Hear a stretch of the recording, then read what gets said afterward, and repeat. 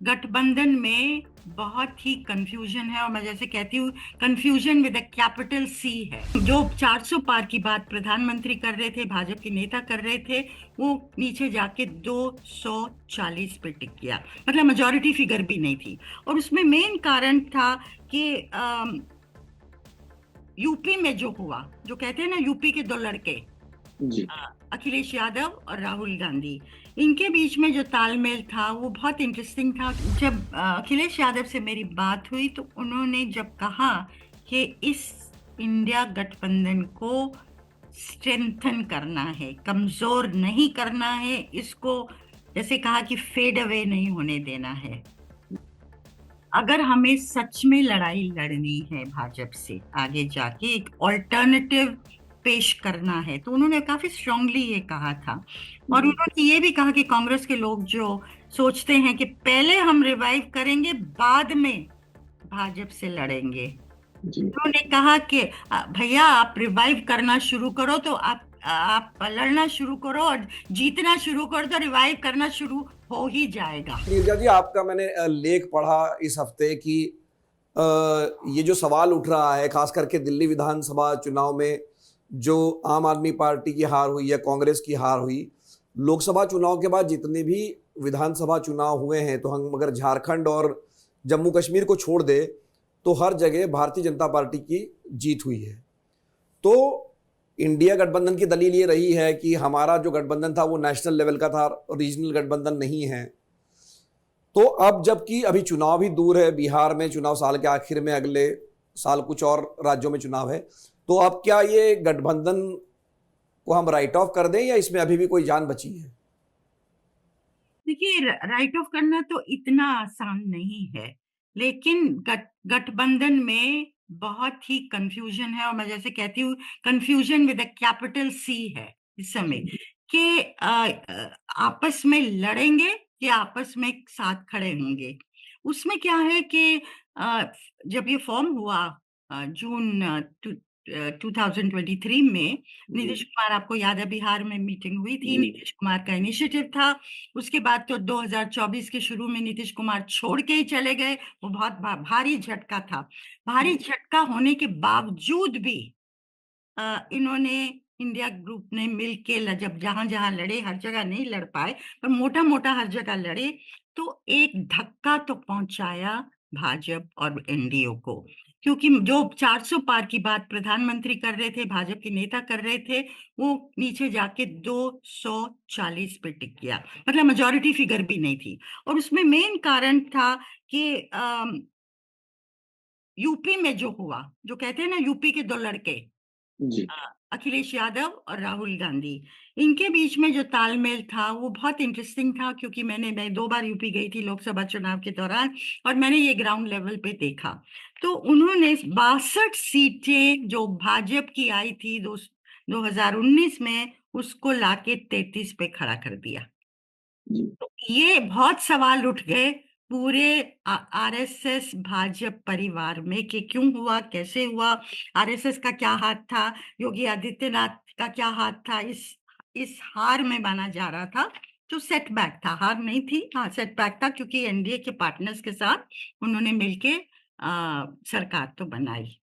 तो आपने जैसे कहा, उसके बाद झारखंड और जम्मू कश्मीर को छोड़ दीजिए, हरियाणा और महाराष्ट्र, जहां की एक्सपेक्ट कर रहे थे कि कांग्रेस जीतेगी हरियाणा में और एमवीए जीतेगा, जो कि कांग्रेस, एनसीपी और शिवसेना, उद्धव ठाकरे की पार्टी जो है, उनकी मिला हुआ गठबंधन है, तो वो जीतेगा महाराष्ट्र में। दोनों चीजें नहीं हुई और बहुत शानदार जीत हुई भाजपा की। और अब देखा हमने, रेखा गुप्ता सीएम बनी है भाजपा की जी।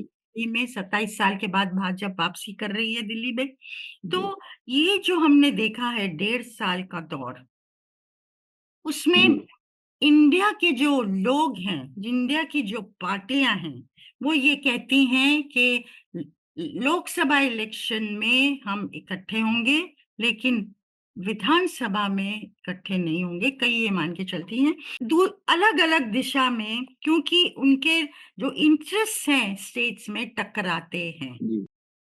तो मेरा ये मानना है कि, और इसीलिए वो कहते हैं कि अगर अब अखिलेश यादव अगर जीतते हैं तो कांग्रेस का जीतना मुश्किल हो जाएगा, क्योंकि बेस, ऐसा माना जाता है, बेस इन एक ही है। पार्टी की एक ही है।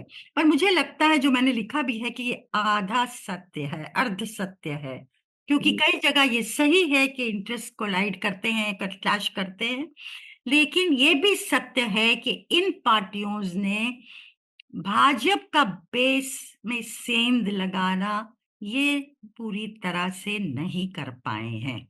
और अल्टीमेटली ये सोचना होगा इंडिया पार्टीज को कि भाजपा की जो आज बेस है, जो लोग उस तरफ मुड़ रहे हैं, उनको अपनी तरफ किस तरह से खींचा जाए। क्या नैरेटिव होगा, क्या प्रोग्राम होगा, क्या विजन होगा, जिसके द्वारा वो ये कर पाएंगे।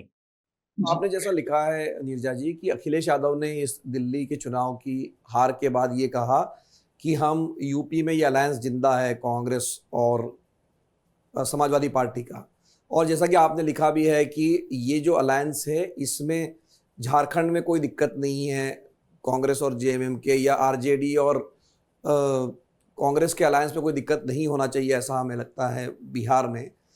तो ये क्या मतलब आप कह रही है कि इन राज्यों में ये अलायंस चलेगा और बाकी राज्यों में जैसे बंगाल में नहीं चलेगा?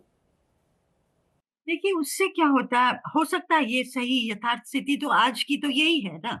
जी अ, जब अखिलेश यादव से मेरी बात हुई तो उन्होंने जब कहा कि इस इंडिया गठबंधन को स्ट्रेंथन करना है, कमजोर नहीं करना है, इसको जैसे कहा कि फेड अवे नहीं होने देना है। अगर हमें सच में लड़ाई लड़नी है भाजपा से, आगे जाके एक ऑल्टरनेटिव पेश करना है, तो उन्होंने काफी स्ट्रांगली ये कहा था। और जी उन्होंने ये भी कहा कि कांग्रेस के लोग जो सोचते हैं कि पहले हम रिवाइव करेंगे, बाद में भाजपा से लड़ेंगे, जी उन्होंने कहा कि भैया आप रिवाइव करना शुरू करो तो आप लड़ना शुरू करो, और जीतना शुरू करो तो रिवाइव करना शुरू हो ही जाएगा। जी तो उसमें भी कुछ सत्य है। तो जी उन्होंने ये भी कहा कि हम 27 में जब यूपी में चुनाव होंगे असेंबली के, तो हम कांग्रेस के साथ लड़ेंगे, सीटों का बंटवारा भी करेंगे, हमारे पास अनफ सीट्स हैं कांग्रेस के लिए, और लोगों को भी हम सीट दे सकते हैं। तो ये जी बहुत बड़ा ऐलान था उनकी तरफ से। जबकि दिल्ली इलेक्शन आम आदमी पार्टी और कांग्रेस जब हार गई तो लोग तो कह रहे थे कि इंडिया अलायंस इज डेड। जी उनका ये कॉन्ट्ररी जो स्टेटमेंट आया है ना, उसके बारे में मुझे लगता है बहुत गहराई से सोचने की जरूरत होगी इंडिया अलायंस की पार्टनर्स द्वारा। अब वो करेंगे नहीं करेंगे, और अगर ममता बनर्जी के बिना जाएगी कांग्रेस और लेफ्ट, तो क्या, पिछली बार तो 0-0 था ना, जी और इस बार हो सकता है वो भी वही काम करे जिस तरह से आम आदमी पार्टी को सेन लगाई कांग्रेस ने। क्या Mamata Banerjee, after all anti incumbency होती है, हो जाती है इतने जी सालों के बाद। तो ये सब चीजें हैं जो फंडामेंटली सोचने की जरूरत होगी। अगर ममता बनर्जी चाह रही है कि इंडिया अलायंस का नेतृत्व वो करें, जो उन्होंने पब्लिकली क्लेम किया था, और अगर जी आम आदमी पार्टी जीत जाती दिल्ली में, तो वो क्लेम थोड़ा ज्यादा मजबूती आती उसमें, जी क्योंकि रीजनल पार्टी एक और जीत जाती। जी लेकिन इसमें अब कमजोरी आई, पर कांग्रेस को ये सोचना पड़ेगा। कांग्रेस एसेंशियली है को सोचना है हमें किस दिशा में जाना है। हमें अकेला रिवाइव करना है, अगर उस दिशा में जाते हैं तो चाहे 5 साल लग जाए, चाहे 10 साल लग जाए, चाहे 15 साल लग जाए, चलो हमें वो करना है। जी या फिर उनको सोचना है कि हम इंडिया ब्लॉक के साथ जाएंगे, पहले लड़ाई लड़ेंगे 2029 में, और बीच में जो लड़ाइयां आ रही हैं, इस साल में बिहार है, अगले साल केरला है, अगले साल तमिलनाडु है, वेस्ट बंगाल है, उसके बाद बहुत इंपॉर्टेंट उत्तर प्रदेश आ जाता है, जो कि मैं मानती हूँ 27 में सारा मूड, टेम्पो, टेनर सेट करेगा 2029 के लिए। जी तो तो ये जैसे हमको डिसाइड करना होगा हमारी प्रायोरिटी क्या, इस दिशा में जाना है या इस दिशा में जाना है।